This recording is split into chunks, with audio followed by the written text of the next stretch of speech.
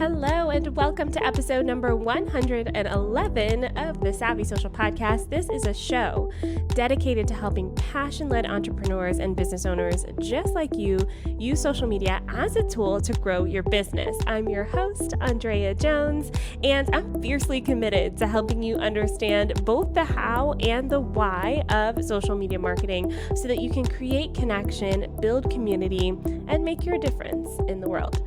Now, our shows are brought to you by Traject Social, which is the world's most complete social media management tool, and it's my tool of choice when it comes to things like scheduling, managing, and especially reporting on social media. Try them out for yourself for free by using the link in the show notes. How are you guys doing? I feel like we are in the midst of a pandemic, and the end is not in sight. I'm feeling a bit heavy today because of that. But you know what? We are all in this together. And I think that as long as we support each other, lift each other up, I feel like we'll get through it. I don't know. It sounds super woo. I'm actually feeling good work-wise as well. 2 weeks into the mentorship program, and it's fantastic. The mentees are amazing. It's such a smart group of people I've gathered here for the program, and y'all better watch out. They're going to do some big things in the world, and I'm excited for them. And then also in the Savvy Social School, we have our Facebook ad strategy coaching session coming up later this week. Depending on when you're listening to this, it'll be on Wednesday at 11 a.m. Eastern Time. And my ad strategist is coming on to talk to us about Facebook ads, and you can pick her brain and ask her questions. I hired her in January of this year, and it's been a fantastic working relationship. All right. Well, in this episode, I'm chatting with Alma Bradford, and Alma's fantastic. I actually was connected to her, I think, through the Membership Guys Academy, like Member Site Academy. We both were starting our memberships at the same time, and similar topics. And I just loved her approach to it all. Anyways, so this was my opportunity to really pick her brain because she's built her business using Facebook groups. And you guys know my opinion on Facebook groups. Go back to episode 103 to check that out. But Alma has a different opinion, and I love bringing other experiences and perspectives to the show because it just goes to show you that there are ways of doing things. So for those of you who don't know Alma, she is a business strategist for female consultants in the B2B space, and she specializes in helping marketing consultants scale through social selling. And in this particular episode, we talk about Facebook groups and how she really encourages engagement in her groups, how she learned to build a community and really emphasize the value of community, and how she really started making money from her groups. And so we really dive into all of that in this episode. I'm sure you'll love it. So here we go with Alma Bradford. Hey, Alma, welcome to the show. Thanks, Andrea, for having me. I'm so excited to chit chat with you because we're in the same space. So I always love geeking out about social media with my fellow social media experts and agency owners and all of that stuff. But before we dive into that, I wanted to talk a little bit about your history because you started your agency 10 years ago as a single mom during the last recession.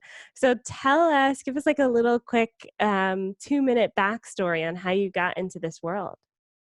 Yeah, so I guess my story is very relevant to what's happening now, being that we are in a recession, unfortunately. But yeah, I started my social media agency 10 years ago during the 2009-ish period, last recession. And really what had happened is I was working in corporate. My son was really young. And I really just wanted to have more time with him. And I had been working. I was not fulfilled in my job at all. I wasn't passionate about it. And I actually come from the technology industry, from IT. So I was, working as project manager, working on website development and software mobile app development projects. So I kind of felt like, being a woman in that industry, we are a minority. And I just, I've worked with such great guys, but there was a lot of sexism there. There was just not taking women seriously, that type of stuff, just weird microaggressions right at work. And sometimes, inappropriate comments sometimes. And that combined with just not being passionate, not being able to fully be creative, and then not having the flexibility I wanted for my family, especially for my son, really just drove me to start thinking about starting my own business. So actually, before I started the agency, I actually started like two other businesses. I tried to start those businesses, and I went through the process of getting a website and getting a domain name and a logo, and realized that after doing that, I didn't even want that business, and it was like a waste of money and time. So this is the reason why I tell women who are trying to start a social media or digital marketing agency, don't worry about the website in the beginning. Just, focus on what really matters, which is building your foundation, and talking to potential clients. But long story short, I tried other businesses. I wasn't happy. So what happened was I had always had a passion for writing and storytelling. And so, I enjoyed writing in college. I majored in communications, and I loved essay writing. So what happened at that time was that was when the recession hit and stuff got crazy. Okay, I was out of work at a point, and I actually had just ended my marriage at that point, and I was going through a lot. And I was like, okay, I'm home right now with my son. What can I do so that I can build something for myself and not have to go back to the corporate environment or 9 to 5 job? And so I took that time and I thought about, like, what skills do I have that I'm really, really good at that I enjoy doing? And the first thing I could think of was writing, like content writing, blog writing. So one of the first services I offered was content writing, SEO. SEO was really big around that time. You probably remember. I mean, it still is, but it was like social media wasn't as big as it is now. And SEO, like everything was all about getting on, top of Google. So I saw a need for business owners who needed help with blog writing so that they can have website traffic. And that's all part of SEO. So I started offering that service, and I actually started getting like some of my first clients on freelancer platforms like Upwork. Um, I know they have Fiverr now, but back in the days it was Upwork, and it was originally Elance. So I started there, and I started getting clients, and these are like small jobs. I mean, like $10 blog writing projects, which is like pennies. But I did it because I wanted to build my portfolio so that I would feel confident charging higher prices. So I started there. And then from there it grew. I started getting more clients. My portfolio grew. And then I got one of my first high paying clients through that platform. And that turned out to be a $2,000 per month client. So from there, I built my portfolio. I was getting referrals from that client. And then I started doing in-person networking. And then just over the years, just building relationships with business owners and really niching my services, because we over the years we specialized a lot in the technology. So we'll work with like app companies, technology companies, also the legal industry. So we did a lot of blog writing for legal companies, I mean law firms, and legal technology companies as well. So we specialize in niche, that big part of prices, and just go from $10 blog posts to 2,000 per month retainers, monthly retainers. So that's how I got into that. But what I did recently, the past 4 years, I would say starting like 2016, was that I started offering consulting and coaching, and really kind of adding these services in addition to the done for you. And also now I sell, I have digital products, and I have a group coaching program. So my business has, morphed over the years, but adding that on top of the done for you service has been really helpful and really fulfilling for me, because I'll get to mentor other women So yeah, so a big part of my pivot and being able to generate additional income in my business has been through starting my own Facebook group. So I want to talk about that with you today, and that's why I'm on the show today to really talk Yes. about that, because I started a Facebook group. I think it was like spring of 2017, and I've been able to monetize that group to multiple six figures. Okay, let's talk So about that. yeah. Because I think it's interesting that even from the beginning, your business strategy was built upon relationships, and that's a huge part of a Facebook group strategy. But before we dive into how you built your group, I have a personal question that I want to know selfishly, which is Facebook groups. If someone were to start building one today, would you recommend it, or would you recommend they go into other people's groups? So there's two strategies that I would recommend, and it depends on. This is my philosophy, and this is what I've experienced and what I've seen in the industry of Facebook groups, because I'm a part of a lot of groups as well.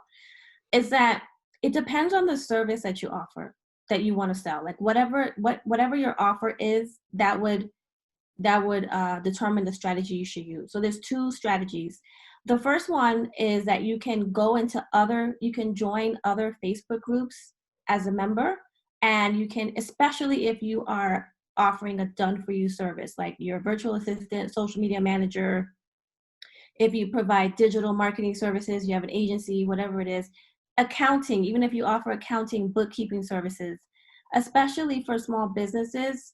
And even if you're a coach or a consultant, especially if you're a consultant, actually, that's actually a great way to get clients, is that you would join other Facebook groups and you would network in there and really build a relationship with the other members, the ones that are your ideal clients.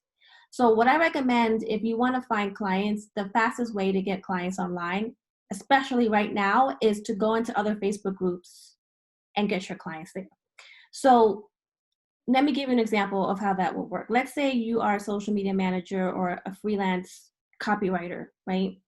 And you want to get more clients. You want to you want to increase your done for you service packages and your revenue in that area. So what you would do is, this is where you really have to know who your ideal client is. So if you want to target, Amazon FBA sellers or Amazon e-commerce, or you want to target the real estate industry, you want to provide services for them, you can join a Facebook group for that specific niche and a very specific industry. So that's why you have to be clear about who you want to help, who is your ideal client. And that's what has helped me in my business. I'm very clear about who we provide done for you services for and who we don't. We turn people away. I don't work with anyone. So that's why it's very easy for me to find clients. So when you're very clear, you can target your audience and get into that specific community. Once you get into that Facebook group, this is what is happening right now with Facebook groups, is people are going to Facebook groups and looking to hire. So a lot of times they'll say, hey, how do I create a website? Or do you know anyone who does graphic design? Or I'm looking to hire a virtual assistant. Any recommendations? And people are posting this in the Facebook group. People are just going in there and putting in posts. And so it's like you're kind of searching for job opportunities almost, right? You're responding to a request for a proposal. And obviously it's not intended for that, but it is kind of the same thing. So there are, number one, I would tell you, go into Facebook groups and start doing searches. And you can search there's like right on the left hand column, there's like a search feature that you can use in a group, and you can literally just put in the keywords that fit what you offer and see who's looking for that. So that's number one. And then there's also, posting, responding, answering questions inside of a Facebook group. If someone has a question and you are helpful and you seem knowledgeable in the comment section, people are going to want to connect with you. They're going to want to friend you. And from there, you can build that relationship and you can get a client that way. So that's what I recommend if you're offering a done for you service. Now let's talk about strategy number 2, which I'm really excited to talk about. This is a strategy for those of you who provide a consulting package or coaching, if you're going to do coaching or consulting, and if you're going to sell a membership site, an online course, or group coaching. what you would do is you would start your own Facebook group and you would be the admin of that group. This method I've seen work really well for what I just mentioned, like coaching, consulting, online courses, group programs.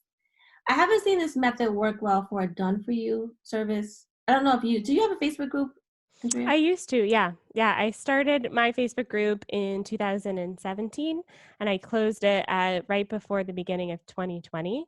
And it worked really well to bring people into my group, but I decided to kind of do a paid group instead with my membership site. And there was a bit of confusion with my members for like where they should be posting questions.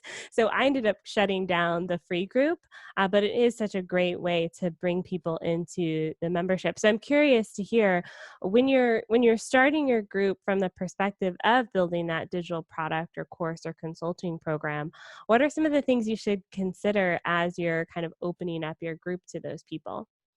So like basically it's really good for for this type of offer.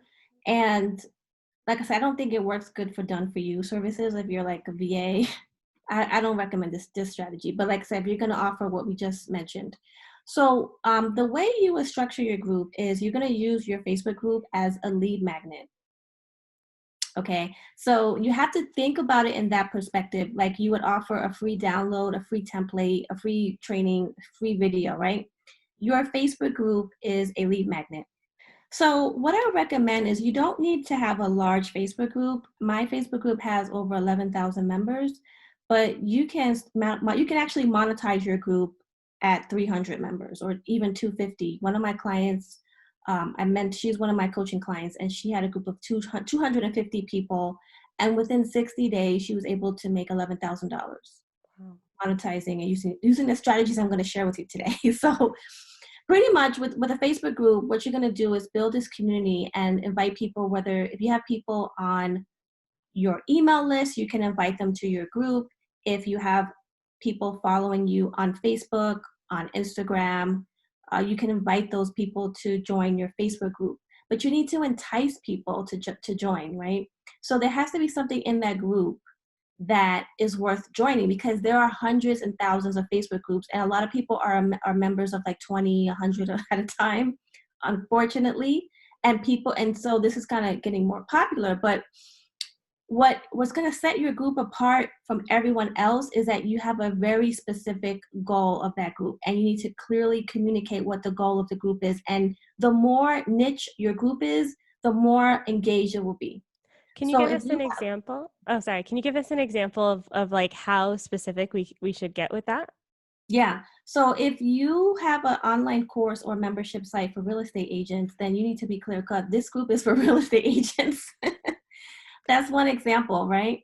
If you like, it's just based on your ideal client. So if you're going to start, let's say you want to sell a course on social media, you need to be clear about what type of social media course is it. It's like, is it going to be like how to find clients on Instagram?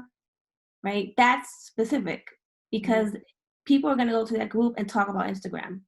They're not going to talk about random things about their business. So you want to be really clear in the description of your group, and even in the image. There's like, you can create a Facebook group cover image. Be clear, this group is for XYZ. If you have a group for female entrepreneurs, be really specific. What are you going to talk about? This group is for female entrepreneurs, and we help you get organized and manage your children while you run your business. Like, it needs to be really clear. So that's another example, right? So mistake of just a group for moms, millennial moms. That's it. That's the group. It needs to be really specific. Millennial moms who want to lose weight or something like that. So be clear, because when you're clear, the discussion topics are going to be laser focused, and people are they're going to feel connected with each other because there's a common bond.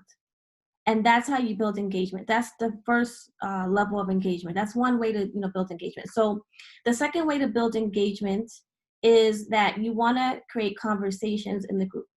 So a lot of people think, oh, if I start a Facebook group, I have to put all this content in the group, and so I don't want to do it. I've actually had people tell me that. Say, I don't want to do this. What am I going to post, right? And you don't have to post in a Facebook group. the purpose of the group is to create conversations amongst the community members, not you posting. Now there are some Facebook groups where the admin is the one posting and that's it. It's like a one-way conversation. But if you're going to do it that way, you would try to create a discussion in the comment section. Okay. So, So, one of the questions we often get is about that discussion. So, sometimes, listeners of this podcast or people who are members of the Savvy Social School will create their Facebook groups, and then it's crickets. There's nobody talking. They're just talking to themselves, basically. What are some of your suggestions for like jump starting those conversations? yeah, so ask questions like if let's say you have a group for millennial moms who have a business or something. Okay, so you're going to help them talk, no, okay, you're going to post questions like, what are some of your struggles? How do you do XYZ? Or what do you find is helping you with XYZ? Or what is your favorite tool for time management?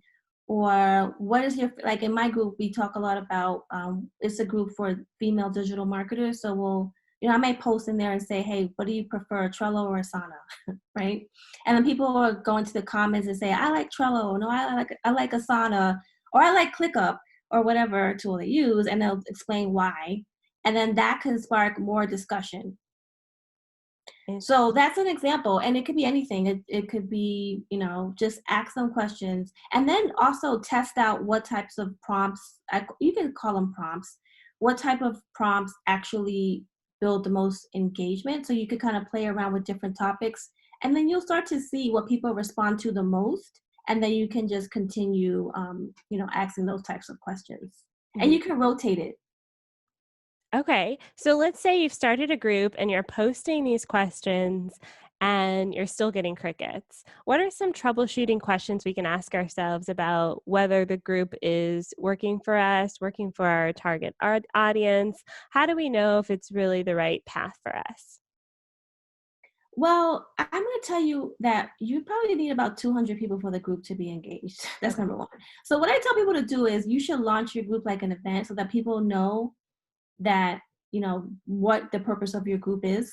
So, what you could do, this is a strategy you can use. You can invite a whole bunch of people to your group and not let them in the group until you hit 200 people. So, the Facebook groups have this feature where you can, you have to approve members and you can ask questions and they have to answer those questions, and they won't get added to the group until you approve them. So what you could do is keep that queue and fill the queue up until you hit 200 members, and then do one big approval and do some type of challenge. Maybe do like a 3-day challenge or a 3-day video series and have people interact with you. So that's a great way to launch the group and create engagement from day one. Oh, I love that. I love that idea. And the minimum number, I think, is a huge kind of detriment to some people where they start a group and they have 10 people for like 2 years. And then that's usually the problem why they're not seeing a lot of engagement. So I love that kind of 200 number. What tips can you give for managing and moderating a group? So sometimes people come into the group and they're like a bad apple, a bad seed. How do you approach those situations? So in the beginning, I used to allow anybody to post whatever they, not whatever they wanted, but anyone could post. Now what I do is all posts have to get approved. So I don't have to have my VA manage that, which saves money on her hours, right? She could focus on more sales related tasks. So that's number one. So that you have to approve all the posts. So, and I found that over the years I see people sometimes feel like, oh, my group is just so overwhelming and I have to manage all these people, and there's people that are spammers, because you're gonna attract spammers. There's people that go to groups and spam. So what I do is I just have approval for all posts. So we look at all the posts, and if it's like crazy, and then you're gonna have some times where people are not doing what they're supposed to do or not following the rules. This is why you have to post your rules really, really clearly. Post the rules, and there's a section where you can actually post that. I mean, share that. And to be really clear, you can also share that as a pinned post at the top of the group so that people always see it, and remind people of the rules. If you see that it's being violated, you can remind people in the group. But if they don't obey those rules, you have the right to remove people. And then the other thing is, Facebook has a feature where if someone posts something or a comment in a way that you feel are going against the rules of your group, you can actually remove the comment with notes from yourself explaining why. So it's like really automated. So you don't have to DM someone one-on-one. You could just like do it with when you go and delete it. And then you can actually set the what rules are broken and just check it off, and they'll get a message saying you violated this rule. It could be maybe no promotions or no whatever it is, no spam. And so you can actually check it off, and then they'll automatically get notified. I love that. And I think that's one of the biggest kind of questions for folks who do have big communities. How do I moderate? And it's good that Facebook is kind of adding in some of these features as well to help with that process. So if someone were to start a Facebook group today, what's one piece of advice you can leave them with?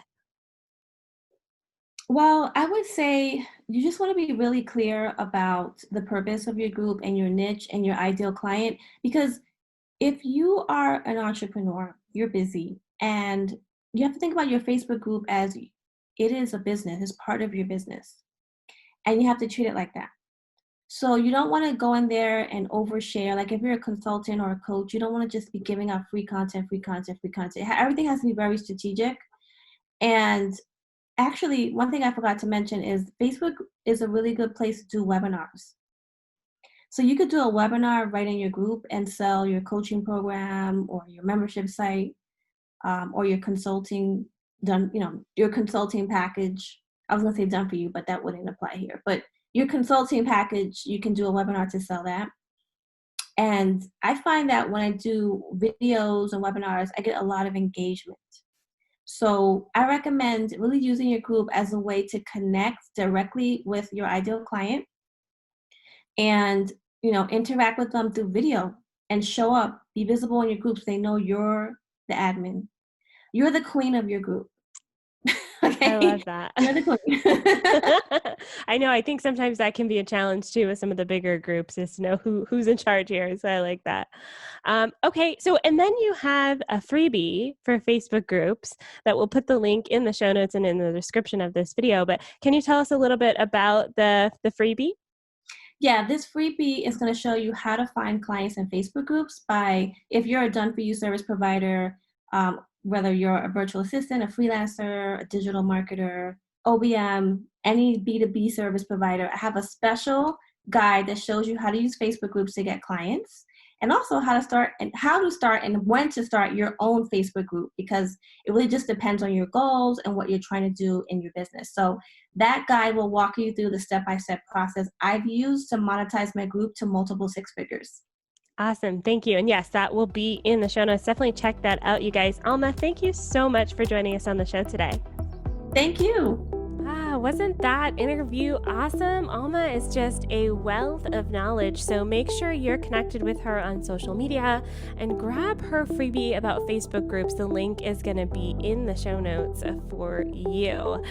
Next week, I'm going to be talking about Instagram, and a question I get often, which is, should you have one Instagram account or two? Should you have your brand all together or separate it? So we're going to dive into the strategy behind having one or two accounts, and it's going to be a little bit different than you think. So tune in next week for that. And hey, if you love the show, make sure you subscribe, rate, and review. That's how we get more amazing listeners like you. We have pretty regularly maintained our top spot in the top 100 marketing podcasts, and that's all because of you, fellow listeners. So thank you. I appreciate you and your attention. Anyways, I'll see you guys next week. That's all for today. Bye for now.